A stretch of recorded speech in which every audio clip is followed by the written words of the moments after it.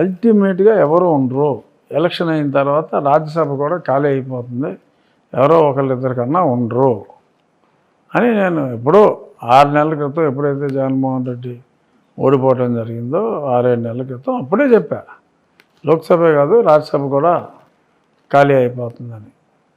ఇంకా బయటికి రావడం కొంచెం ఆలస్యమైంది. అకార్డింగ్ టు మీ ఒక 2-3 నెలల ముందే వచ్చి ఉండాల్సిందే. అంటే ఎందుకు అనుకుంటున్నారు సార్ విజయసాయి రెడ్డి లాంటి వాళ్ళు రావటం అనేది ఎవరు ఊహించలే? అంటే ఎలాంటి వాడని కాదండి, అసలు జగన్మోహన్ రెడ్డి దగ్గర మనిషి అన్నాడు, బుద్ధున్నాడు పనిచేయలేడండి. కాస్త చీము నెత్తురు ఉన్నవాడు పనిచేయలేడు. అంటే ఈయన జగన్తో పాటు 16 నెలలు జైల్లో కూడా ఉండొచ్చాడు కదా, ఆ కేసులు మొత్తంలో ఏటుగా ఉన్నాడు, పార్టీ పెట్టినప్పటి నుంచి పార్టీలో కొనసాగుతున్నాడు. సో అలాంటి వ్యక్తి విడిచిపెట్టడానికి కారణం ఏంటనేది ఎవరికి అర్థం కావట్లేదు. అదేనండి, దట్ ఈస్ జగన్ అంటున్నాను నేను. ఓకే, జగన్ అనేది ఒక యూనిక్ క్యారెక్టర్. అతను ఎవరిని దగ్గర ఉంచుకోలేడు. సజ్జల రామకృష్ణారెడ్డి ఉన్నాడు కదా, ఇప్పుడు ఈయన పంపేసినాక నంబర్ 2 స్థానం ఆయిందే కదా.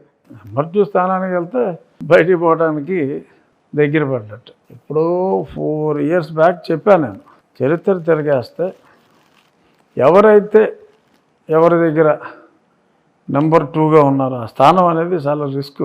కృష్ణదేవరాయలని చంపేయమంటే కృష్ణదేవరాయలని చంపకుండా ఏదో మేక కళ్ళు చూపెట్టి ఇదిగో చంపేసాం కళ్ళు పీక్కొచ్చామని చెప్పి బతికించి రాజుని చేసి కృష్ణదేవరాయలని పెంచి మరి తిమ్మరస పరిస్థితి ఏమైంది, చివరికి చిన్న అపార్థంతో కళ్ళు పీకి కారాగారంలో వేశారు కదా. సో అలాగే నెంబర్ 2 అనేది చాలా రిస్కీ పొజిషన్ రాచరికంలో.